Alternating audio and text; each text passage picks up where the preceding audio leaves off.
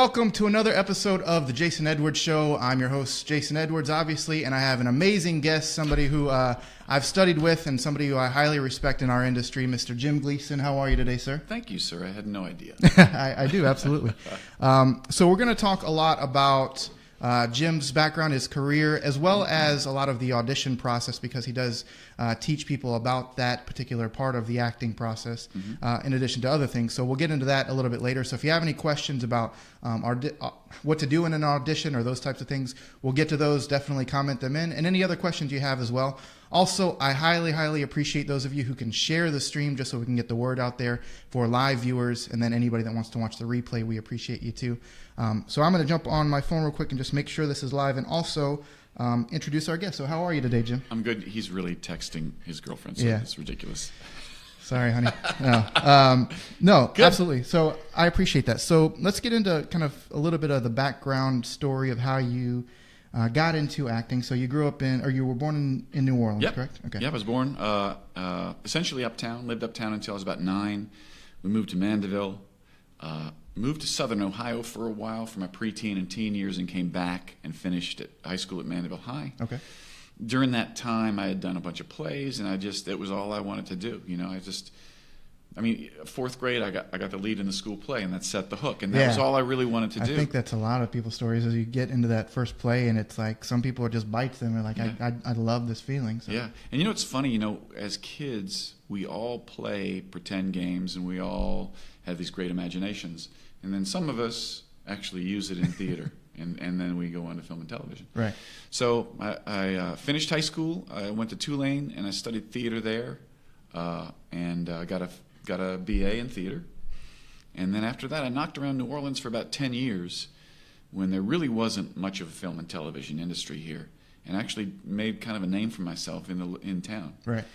And then I moved to Los Angeles, and I was there from early '98 until 2012. So I was there for about 14 years. Mm-hmm. We're working in film and television, and mostly episodic TV. And then when shortly after I got there, maybe 2 or 3 years after I got there, I started studying at a place called the Margie Haber Studio. Okay. She's a really well-respected audition coach there. And after about a year, she said, "Do you want to be an instructor?" And I said, "Heck, yes, I do." So I taught there for about 6.5 years, and then did my own thing in LA for about 3.5. And then in 2010, I was home for Christmas, and I met my wife. And, you know, I had been looking at my friends' IMDb's that stayed here, and I was like, look at this. They're growing like crazy. Mm-hmm. And, you know, honestly, to be frank, if I wasn't an actor, I never would have moved to LA.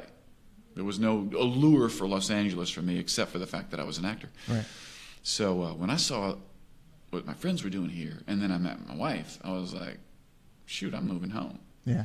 So that was 2012, March of 2012, actually. This month makes it 5 years, St. Patrick's Day. I didn't wear my green today, sorry. There's an ocean of green outside the building. Yeah, I'll find someone. Because the Irish Channel is right over there. So yeah, I moved home, and I've been working steady. I think I worked in about 26 or 27 projects since I moved home. Yeah. And I've been teaching what I taught in Los Angeles here, and a lot of my students are just taking over. I don't take credit for their success. Yeah. But I know I contribute. Sure. Well, let's take a couple steps back to that part of when arriving in LA, because I know a lot of people that are interested in acting, or maybe they're having some success, but they have a slow period and they're like, well, I need to go to Los Angeles. Mm-hmm. That experience for you, because you had some local success, how did it instantly take off there, or was it a struggle? No. Okay. So tell us about that. I went out there, I went to LA, and I probably knew 3 people, 3 or 4.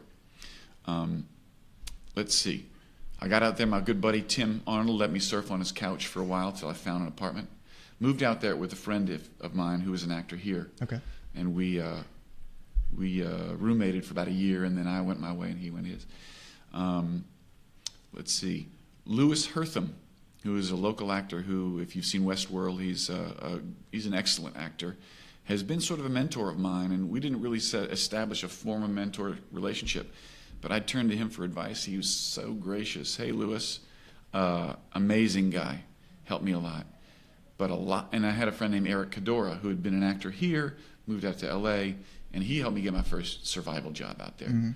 I was a telephone operator for 1-800-DENTIST. Wow. Yeah, and one of the people I worked with was Angela Kinsey, who you may know On The Office. from The Office. Yeah. So it's a crazy, surreal place because you meet people that you never thought you'd meet. Like one afternoon in the blistering heat of June in the valley, I went to this mini storage to help Morgan Fairchild throw stuff away and keep stuff. Yeah. It's a crazy, surreal town. It's a long story. You never know where you'll end up, who you'll see, what hour things will happen. Right. Or the people that you meet today are going to be on The Office tomorrow.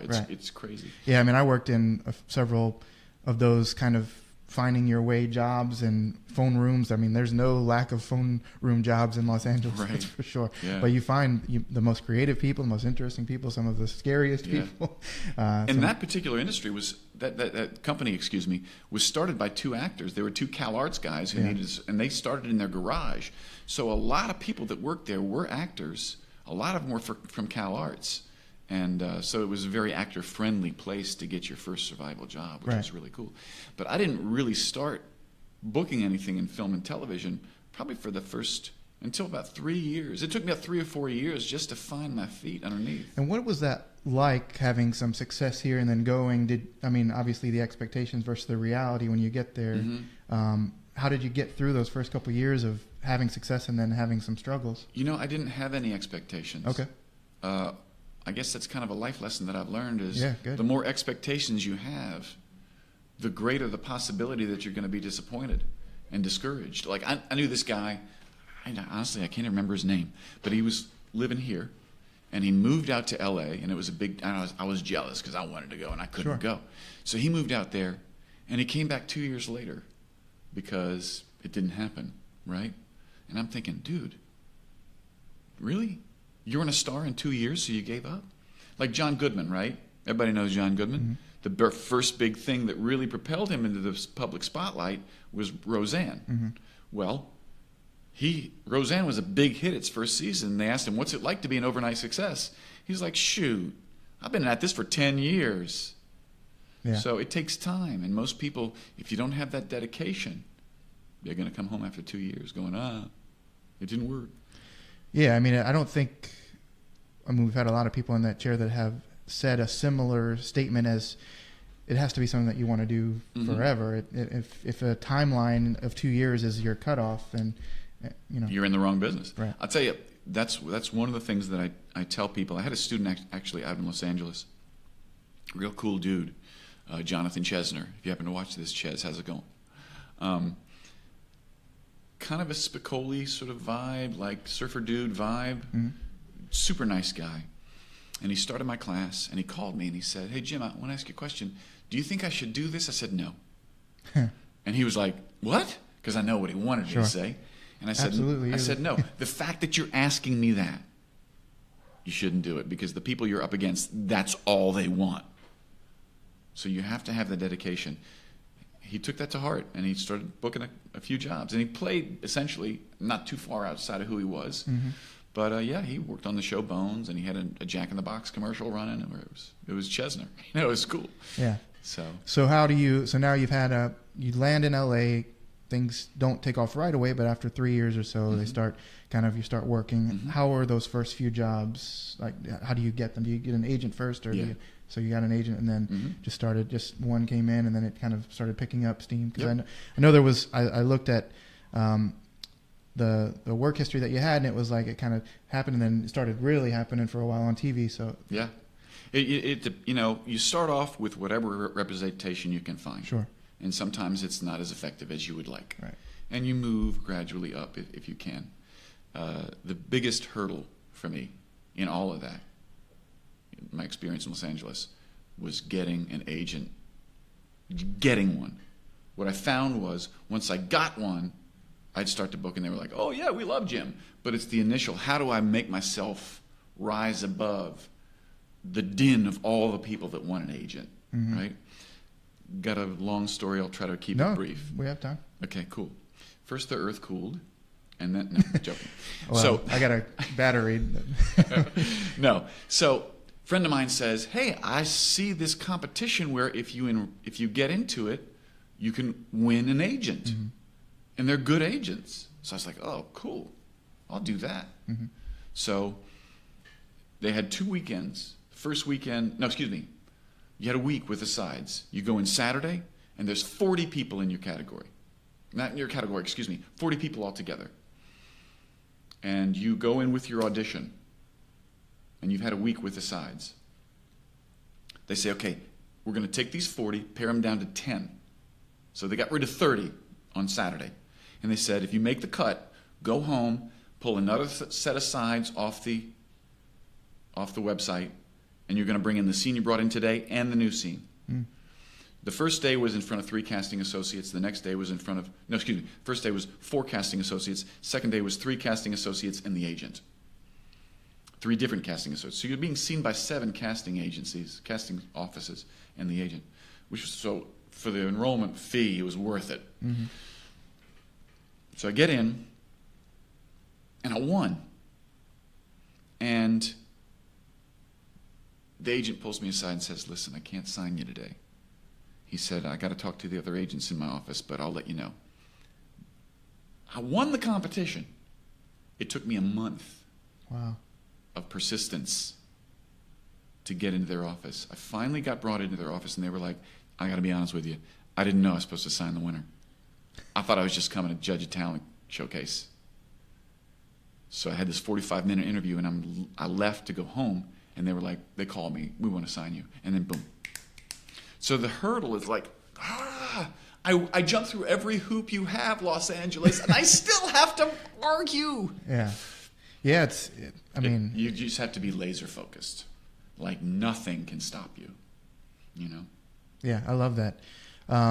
So I know you had a really funny story. I know we're jumping probably a little bit further ahead in your career, but I loved the story about the Curb Your Enthusiasm. Yeah. So if you could tell that, because there's a lot of people that audition for things, and like we had the fortunate opportunity to have Glorioso Casting on recently, and they talked about a lot of people that read for the job that do great but just don't book it, and people get discouraged, actors, understandably. Mm-hmm. So can you tell that story? Yeah. The stereotype is you're auditioning for your career, not just the role that you go in for. So I had never read I didn't have much success reading for pilots out there, but I got the opportunity to read for the pilot of The Office. The role was Jim, and my name is Jim. And unfortunately for the show, they cast a guy named John Krasinski, and they made a big mistake. So anyway, the casting director was Allison Jones. I'd never read for Allison Jones before, and the way a casting office in LA is set up, there are basically 3 levels. There's the actual casting director. There are casting associates, who are the next level down, who do pull all the pictures and make all the recommendations. And then there's a casting assistant who answers phones and makes coffee. The assistant wants to be the associate, and the associate wants to be the casting director. That's the way it goes. Mm-hmm. Well, when I went in to read for The Office, I read with Allison Jones, the name on the door. So I was pretty excited about that. I had done my preparation. I have a specific way that I prepare for my auditions, and I teach it to the students that I teach. But shameless plug. So anyway, I was really well prepared. I was going very honestly from moment to moment, and I was locked in. She dropped a line, and I just sat there because she screwed up. And then she realized, oh, I'm sorry, I dropped a line. I was like, oh, it's okay. She said, let's do it again. I said, cool. So we did it again, and then she didn't make any mistakes this time. And it was wonderful. Like, it was everything that you would hope would happen when you go into audition for a role. So I left that day, and I thought, you know what? This is why I moved here. Like, it's its own reward. I didn't get called back. I didn't book. Allison Jones didn't call me in. I didn't hear her name for a year. And my literally a year. I'm not exaggerating, although I am Irish and it's St. Patrick's Day. My manager calls me and says, you're working tomorrow on Curb Your Enthusiasm. I said, what? He said, yeah, Allison Jones' office called. They need to book somebody and they want to book you. I said, Allison Jones? I read for her once, a year ago. He said, "You want me to call and cancel?" I said, "No." So I worked the next day on Curb Your Enthusiasm. These casting directors have very long memories, and they know when you do well. And that was an amazing life experience / lesson for me about the casting process. You don't know. What you can do is you can become a good judge of yourself. Did I do thorough preparation? Was I really believing my circumstances? Was I going honestly from moment to moment? Was I self-conscious, or was I really in the story? Because when you're locked in like that, and this is what I found, you can't lose. You get booked a year later on a show. You continue to get called back by that same casting director. You just go home and you say, "Man, I did right." It's its own reward. But more often than not, you book. That's what I found. Yeah, I love that. And it's a story about just going and preparing and doing the work that you wanted to do, and that's all you can control. Yeah. But there are, as you said, I think one thing that stood out to me too is that casting professionals have a long memory of people. So it's just because you're not getting called in doesn't mean you were terrible. It just meant that you weren't a fit for the things that they had going on at the moment. Yeah. So awesome. Well, I'd like to shift a little bit into just some audition style and kind of talk about your classes and the structure of that, and also your kind of process of how you go about that. So any of you that have questions about auditioning or anything that strikes a chord with you as Jim is talking, then chat them in, and I'll relay the best ones I can to him. But can you just kind of, as an overview, talk about the process that you do to prepare for auditions? Sure. In the class that you took is the first class that anybody takes with the studio that I have. It's a 1-day sort of ground level up to putting you on camera. It takes acting from the ground up. A lot of the people that come to me have never acted before in this class. Really, they need it. People that have acted before and they were working, it's a really great class for them too, because the stuff they've already heard, it's a good reminder. But I know there's some ideas and concepts and techniques that I use that they've never heard of. And I've had people say, "Wow, you know what? Other people have told me that, but until you said it in that way, it didn't click." I give my students, and I gave it to you, Jason, a 10-step breakdown guide. And I say hang on to that piece of paper and use it every time you have an audition. First step, read the script without an agenda. Just read it. Second step, reshape yourself to the character. In other words, understand who you are in that story. Number 3, identify the relationship of the person that you're talking to in the scene. Number 4, what do you need from them?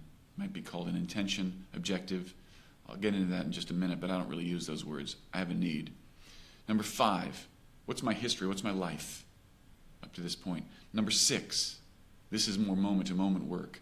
When I finish saying each line, what do I want to hear back? Number 7, I look at the other person's line and say, what do they say that makes me want to respond? Number 8, how do I feel in this thing? Number 9, learn to shift your focus. Actors, most of their attention is on themselves, what they're doing. People don't behave that way. Right now, you're not thinking about what you're doing, Jason. You're looking at me. And if I'm talking to you, I'm looking at you. That's natural human behavior. And the final step, 10, is just keep reading your script. You know, Sir Anthony Hopkins, who prefers to be called Tony, said that he read the script for Silence of the Lambs 250 times. When you read the script that many times, it becomes part of you. So that's the 10-step process in a very, very brief nutshell. And I use that to prepare. And it really produces great benefits. I've had multiple students, both in Los Angeles and Louisiana, say to me, you know, they study with me for a while and they do okay, and then they come in and they have a great day, and I'm like, wow. And they went, yeah, you know that paper you gave us? I'm like, yeah. Well, I used it and it really works. Finally looked at it. Yeah, and I think, well, that's why I gave it to you. So I think that's great, and something that I learned in the class as well, even though it should be common sense, but it never, you know, as Ryan Glorioso said the other day, that actors don't read. So there's often instructions, but also information in the parts that are crossed out on sides that tell a lot of the story and the 10 steps that you mentioned. Read everything on the page. Read everything. Stage direction, title of the project. There's information in there. Read the page number, because that's going to tell you where that scene falls in the script, and that's going to help you as you prepare. Mm-hmm. You know? And do you find that it's a good practice? I'm probably just setting you up for a simple softball question, but I take those all day, yeah. Jason. I'm trying to ask this without steering you. Well, I mean, I guess I'll just ask it. Because a lot of the times we're reading, especially beginner actors or people that are just starting, are reading things that are one line or a few lines. Mm-hmm. Do you deploy the same preparation in that as you do in something that's 5 pages? Or yes and no. I mean, a lot of times the answers to those questions, those 10 steps, are going to be a lot simpler because you're only working with 2 or 3 lines. But you still want to do that. I mean, you also have to understand that usually if you're going to have a 1 or 2 line role, your job is to propel the story or make the star cast them in a particular light. And some actors want to take those little 2 lines and turn it into a big Shakespearean play. You got to understand the importance of your role and where it fits. But yes, absolutely, because let's say I'm in a conversation with someone who dominates the conversation. Right? I've done that before. I've been in a conversation where I've really just sat there and listened for a long time, and I'll say 2 or 3 things. That doesn't make me any less full. That doesn't make me any less of a human being, and it doesn't make me any less of a rich, complex entity. So when you approach the role, you got to do the same thing. Right. Yeah, I think it's important too. I mean, we've had very talented actors come on and say that reading 1 line or 1 sentence ended up getting them a different role down the line too. But also, as you said, it guides the story oftentimes. So just because it's 1 line, like I hear a lot of people that it's just 1 liner, and they kind of dismiss it when if it's in the script, it's been cut down to from hundreds of pages to this particular thing, so it's there for a reason, and it's valuable to the story. It may not be that you're the star of the movie or the TV show, but it's guiding the story in a certain direction, as you said. So I love that. What are some things, because I know in the South especially, but I don't know how it is in the New York and LA markets, but a lot of the things that we're doing are self-taped auditions, and I know that you teach that quite a bit in your classes. So are there some tips that you have about the self-tapes? Yes. Well, I do a lot of self-tapes. I do it privately with clients, and I put myself on tape a lot. And I've booked off of self-tapes. I find that my own personal success is more suited to live auditions. Like if I get in the room with Ryan or Liz or Megan, that's when I book more often than not. Sure. But I had booked off tape. I just worked on a movie on Monday where I did a self-tape, and when I went to the callback up in Baton Rouge, I was like, there's nobody else here. And so they just brought me in just to make sure I wasn't, a fluke. Right. And it was a great experience. I had a great shoot on Monday. But, self-tapes. Invest in some equipment. Get yourself some lighting. It's not expensive. $150, Look at the money we waste on like going out to dinner or drinking. Shoot, put that money into your career. Prioritize what you're doing. Get a nice camera. It doesn't have to be a Red, you know what I mean? Just go get a nice Sony Handycam. That's what they watch. Look at what they use when you go into Ryan's office. Get one of those, right? And find yourself someone that you can trust to be a reader for you. When you do self-tapes, the way I teach, when you go into a casting director's office, I say, bring the page in with you. You have to know how to use it. And I just came from class. One of the things that we do is train you how to use that as a tool. Because like any tool, if you use it wrong, it screws everything up. If you use it right, it makes everything perfect, right? So the reason that you bring that in there is you're going to get distracted, you're going to get nervous, or something's going to hit you and your memorization is going to fail you, and you want to develop the instinct that the page comes up and you go boom, boom, boom, boom, boom, right? For self-tapes, if you can, leave the page aside. You have the luxury of time. You have the luxury of multiple takes, right? Mm-hmm. So it's best if you can sort of, as much as you can, show them what they're going to see in the movie. Right. You know? I thought it was interesting because I had a similar question with regards to holding your sides with Ryan, Mm-hmm. and he and Justin were somewhat split on that, in that Ryan said he sees that if you have the paper, it's fine, but somebody else is going to come right behind you that is just going to knock it out of the park without it. Mm-hmm. And Justin said he didn't have a problem with actually seeing somebody have it, as long as I don't want to missay what he said because I can't remember exactly, but Mm-hmm. it was that if somebody had it, it wasn't as big of a deal. Mm-hmm. But I think it's better to have that than to totally blank and blow it all. Right. So to have it as a tool, as Yeah. you said. I mean, I always go in with the page. What I find is I don't use it that often Mm-hmm. because I've done the preparation. I'm really full, right? But there are times when you get those lines that are tongue twisters, or like I said, you get in there, and sometimes what'll happen is you'll do your preparation, right? And you'll hear it in your head the way the other person, and then you get in front of an actual human being, and they're speaking, and you got to go, you know, and Or they say it a different way or a faster way than you thought, or, Right, and or as happened with the Allison Jones scenario where she jumps a line accidentally or skips one, and they don't realize, and they're looking at you like you're the one that made the Yeah. mistake because they're unaware of what happened. Yeah. But if you had it, at least you could be like, okay, well, that's where we are. I'm just going to carry on. Yeah. So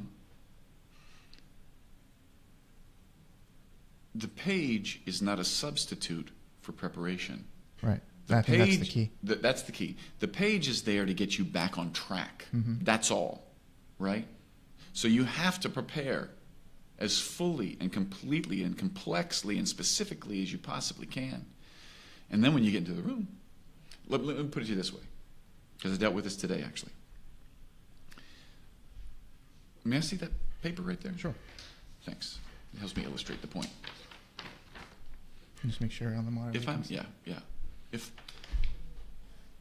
If I go into the room and I need the page and I bring it up and forward and I use it, I better be full. I better be interesting. I better be compelling, right? Mm-hmm. And one of two things will happen if I am.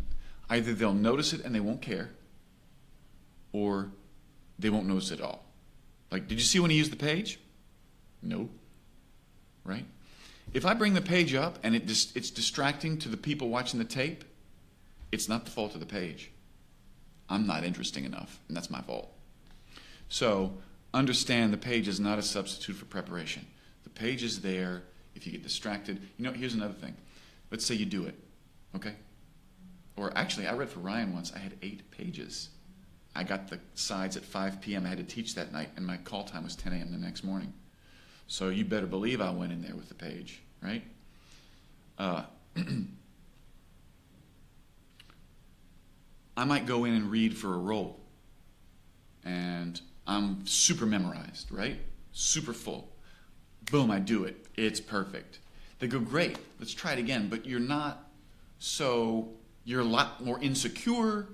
They give you these adjustments, right? Your memorization is attached to your previous prep. They've just changed it. Here's what will happen. You get in there, they say the first line, you're like, why? Your memorization fails you because they've changed it.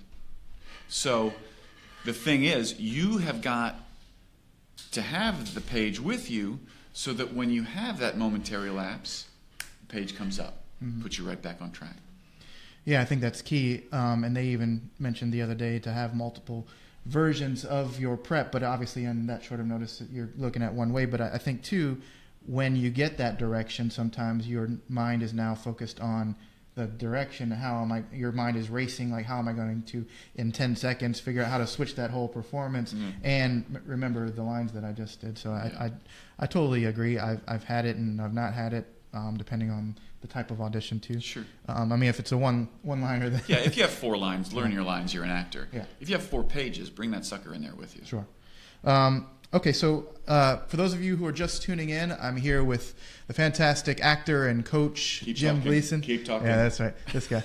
So if you have any questions about auditioning or just about the acting process, the process that Jim and his students go through, then comment them in. I do see a bunch of you, so I'm going to get to you in just a second. Let's see here. That's so cool. A lot of just praise for you, Jim. So Creek Wilson says he owes a lot to you. I love Creek. Yeah. He asked about thinking outside the box if an audition calls for other than just looking at your reader. I'm not exactly sure what he meant by that, but just thinking, like, I guess, how do you read through in your steps to find an interesting way to do it? Well, it's a good question because they're going to bring 8 guys, 9 guys, 10 guys in for your role. Or gals. Sorry, ladies. So the question is, how can I separate myself? How can I elevate myself above the other people they're bringing in? Sure. How can I make myself stand out? Christopher Walken says, I look for a role for what it is, and I look for it for what it isn't. When you look at a script, it's usually pretty clear who you are and what you need. Sometimes you can say, what's the opposite of that, and find a very interesting way to go in. A lot of times it doesn't work. But what you can do is say, okay, this is how this role is played. How can I make it specific to me? The goal is that your personality comes through in the work. So how can this be specific to me? How would I deal with this? Because it's going to be different. If you and I go in for the same role, first of all, I'm intimidated. But second of all, how can I make myself stand out? Well, we're different people. So we're going to bring different qualities to the role. Right. So there's that. And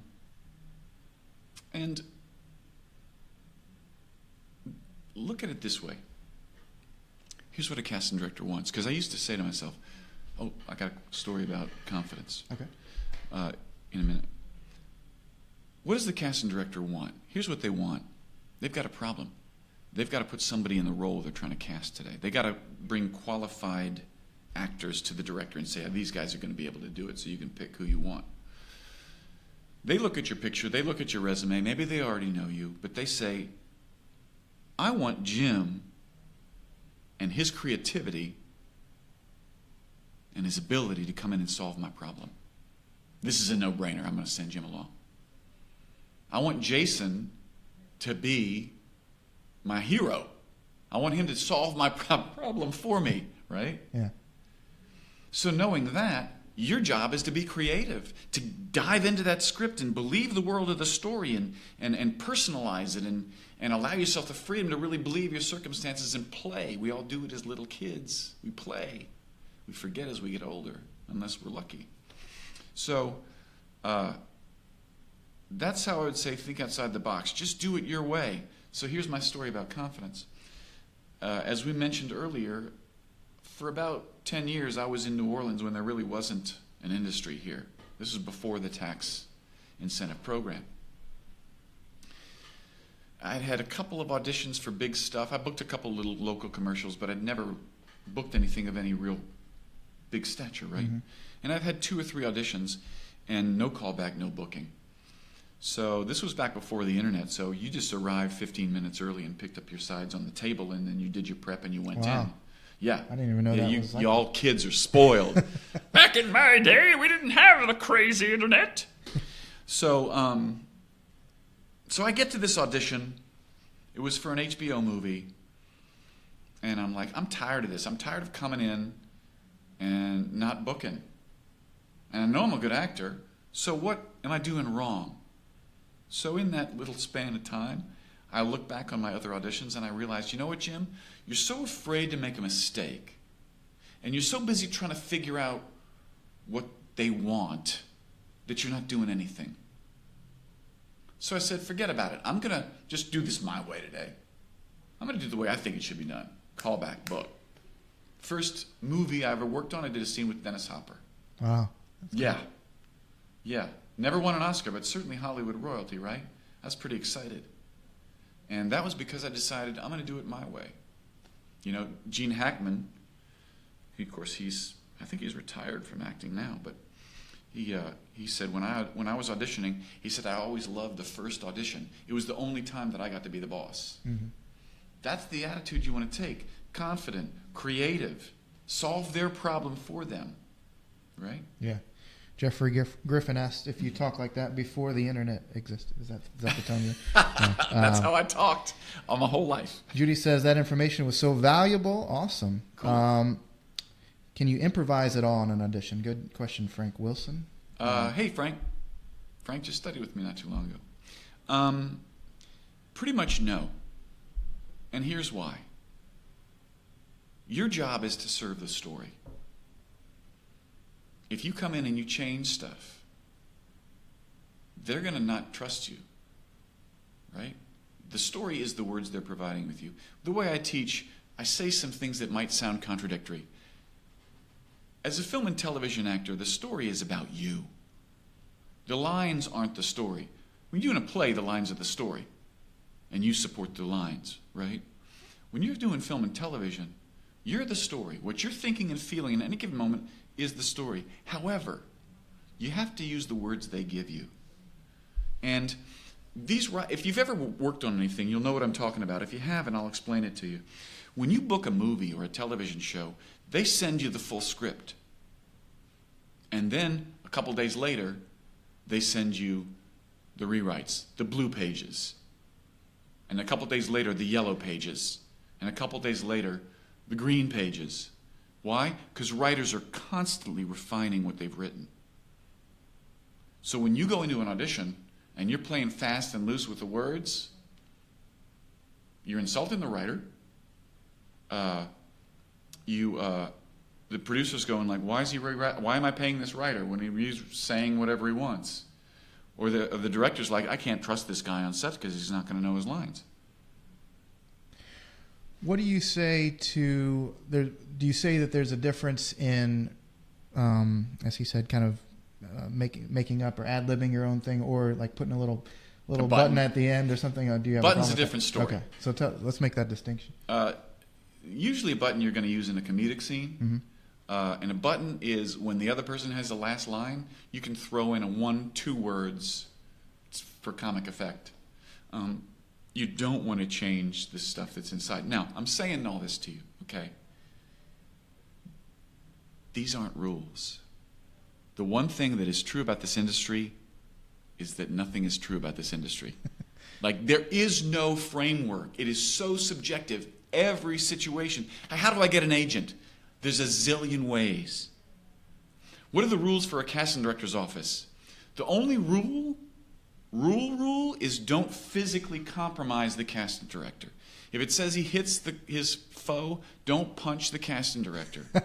If it says she kisses him, don't move in for the kiss. Okay?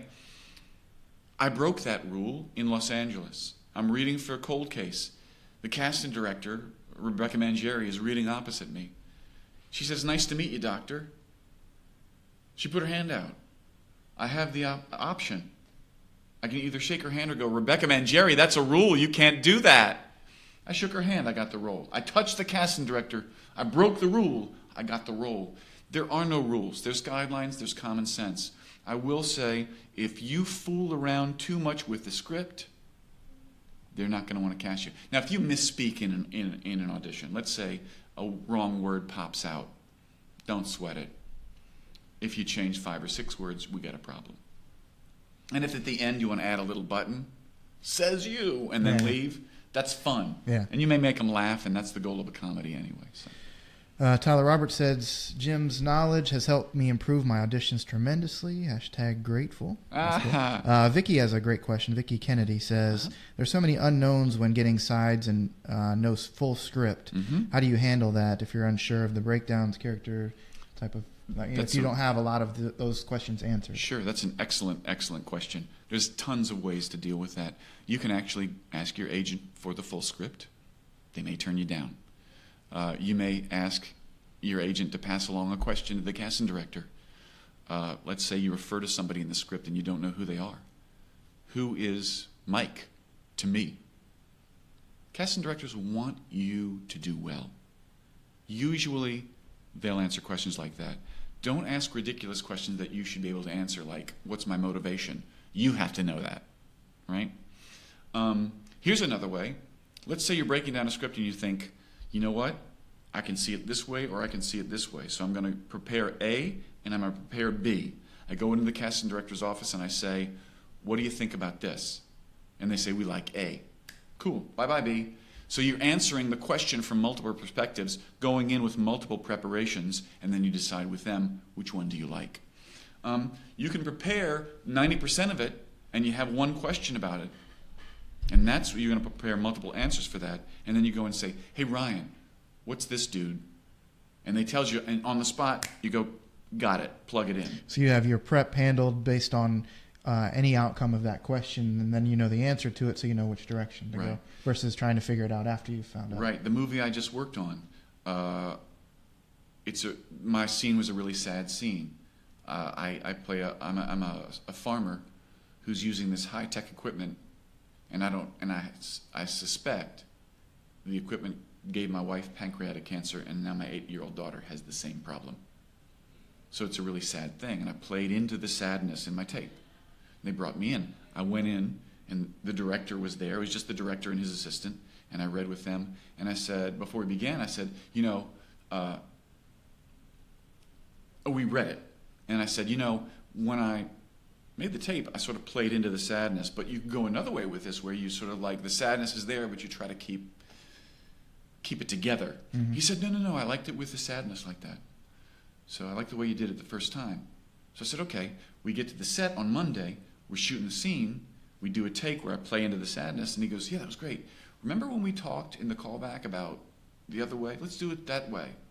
We did it, and he was like, yeah, that was great. Do you want to do it again? I was like, no, I'm good. So it's a very subjective, fluid, there are no right answers, but there are some guidelines and some things that you can do to help prepare. I think the underlying thing of everything that you said at the top of the show is just there's no replacement for the preparation that you do. So that if there were an additional rule other than no physical contact is the prep being as prepared as you can be. And that leads me into this question here from Johnny Rock says, what are some good memorization skills when you have several pages and a very short window to prepare? Yeah. One of the things that I've found that helps me a lot is in the breakdown guide I was talking about, step 7, I look at the other person's line and say, what word starts me thinking that I want to say my next line? And when I make that association, I'm not memorizing by rote memorization. I'm absorbing, and I pretty much learn the lines that way. And you can do that. There's rote memorization where you just sort of like say it over and over and over. I don't like that because to me it sets a pattern of delivery and doesn't leave you open to be reactive. But sometimes you got to do what you got to do. But the bigger thing is this. It's like anything. The more you do it, the better you get at it. I'm a self-taught guitarist. When I first started playing, it was laborious. It was hard. Now I'm pretty proficient. Why? Because I keep at it, keep at it, and keep at it, and keep at it. The more you break down scripts, the easier it becomes. The more you memorize stuff, the easier memorization becomes, like anything. Look at it this way. At the time of the Globe Theater in William Shakespeare, when he was writing all of his plays, there was a troupe at the Globe. They had 5 or 6 plays in their head. Mm-hmm. What show are we doing tonight? Romeo and Juliet. Okay. Why? They didn't rely on this. We have a lot of ability. We have to develop it. Russell has a great question, and then we'll wrap up pretty soon, so start chatting in your final questions here for Jim Gleason. But we've had some great interaction with you guys, so I appreciate that. Russell says, hey, Jim, being an acting coach and helping everybody with their craft, what do you do for yourself to keep working on your craft and being the best actor you can be? That's a good question because I teach so much.